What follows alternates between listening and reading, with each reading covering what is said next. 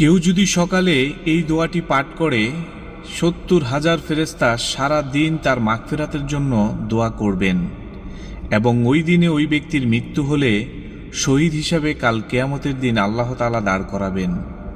আবার যদি সন্ধ্যায় আপনি এই দোয়াটি পাঠ করেন ৭০,০০০ ফেরেশতা সারা রাত আপনার মাগফিরাতের জন্য দোয়া করবে। আর ওই রাতে যদি আপনার মৃত্যু হয়ে যায় তাহলে আপনার শাহাদাতের মৃত্যু নসিব হয়ে যাবে। তো আমরা দোয়াটি শিখে নেই।